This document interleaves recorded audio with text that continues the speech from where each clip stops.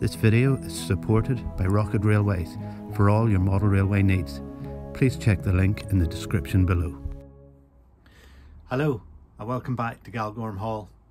In this video I want to show you how to go about scratch building a rustic fence using nothing but a few cocktail stirrers.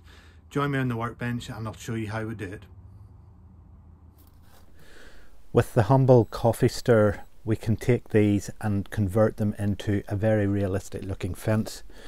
First off, we need to take a coffee stirrer and we want to cut it into about 2mm wide strips. You should be able to get 3 strips out of a single stirrer. Enough of these strips now cut. Take some fine grade sandpaper and just run it along the length of it, and that'll just get rid of any of the little burrs and frayed bits of wood that came about whenever cutting it. We're now ready to start assembly.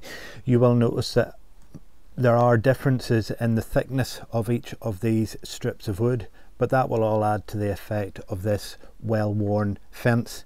What I want to do though is to try and find 2 pieces that are fairly similar in width. We'll take these 2 here, and they're going to be our bars in which the planks will be placed. So I will trim these down to the length that I need these before we move on any further. With the bars now cut to the correct length, I have placed them on the cutting mat, each one just inside the line marked on the mat. This mat is set to inch squares, so that's a ½ inch, and each bar is just inside that line. A lollipop stick has also been laid across the top, just slightly above the top bar here, and this will create a guideline that will essentially become the base of our fence. With this space, this basically means that I have boards that are going to go on that are approximately 16mm in length. So with the rest of our strips of coffee stirrers, we can now cut those to approximate 16mm lengths. Don't be too concerned with regards to the accuracy of that cut, because at the end of the day it will all add to the effect of a unkept fence by having slight variations in the height. Our boards now ready to cut. We can use some rocket glue, or if you don't have rocket glue, PVA will work just as well. And working in small lengths at a time, we can start applying our boards to the bars, and being very careful with the application of the rocket card glue. I don't want it leaking out too much onto the other side, as that will affect the paint finish at the end. But it's very much a case of just taking your bars, laying them onto your taking your boards, laying them onto your bars up against your lollipop stick, and just work the whole way across. And if they're uneven in any particular way, again, it will all just add to the overall look that you're trying to achieve with this haphazard and slightly less than perfect fence.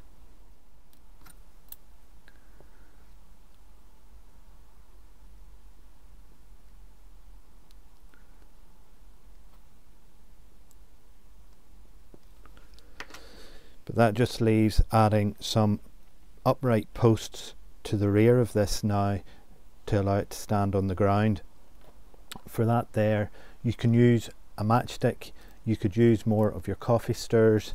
I have a little strip of wood that I've just cut sort of approximately into a millimetre and a half square, and it's simply a case of cutting it.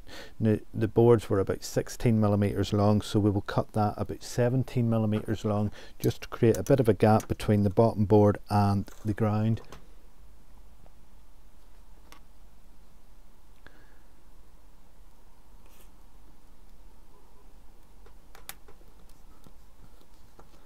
And I think I will need 3 of these for this this fence here.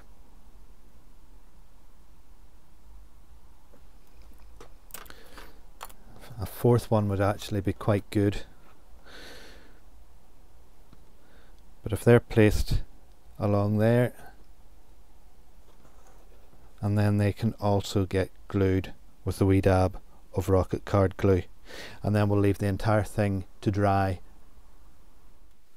With everything dried up, we're now ready for painting. For that, I am using acrylic artist's paints. Most of these are Daler Rowney ones, and it's just a little cheap tray that was bought out of the range. I'm going to be using some brown, black, white, and an olive green as well. Now the key with this painting is to apply as much water as you can just to help spread the colours, and the idea is that it's going to soak into the grain of the wood with some of these colours then showing through. And then also the other aspect is to let the first elements dry before you go ahead and apply the second coat and third coat and so on until you're happy with the finish that you've got.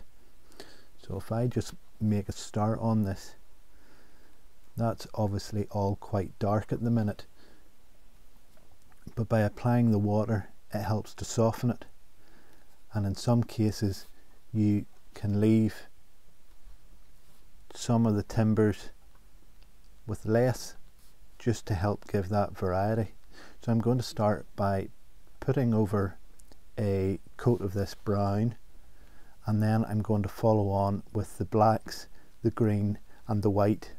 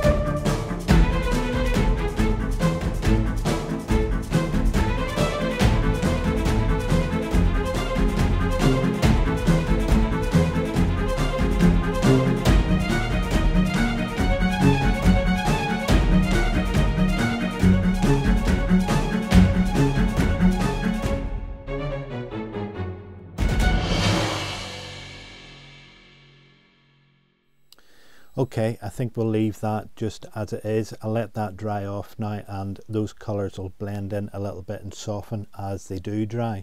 Just on the reverse before I go, I want to point out these sort of brighter colours here. If you remember earlier, I did say to be cautious whenever applying the PVA or the rocket card glue to the timbers, because if you do get a little bit of overspill, they do tend to come out, and it essentially acts as a little sort of boundary layer in which the paint then won't apply sort of adhere to. It's not a big deal in terms of this particular build, as it's this side here that's going to be visible from the layout, but just something to watch out for and to take into consideration if you are trying this technique. And there we go, job done. That's more or less ready to go on to the layout, and I hope you'll agree that it's not a bad result for just a few old coffee stirs. I really hope you have enjoyed the video. If you're not a subscriber and you would like to become one, please think about clicking that button below and hit the bell notification so that you get more information on upcoming videos.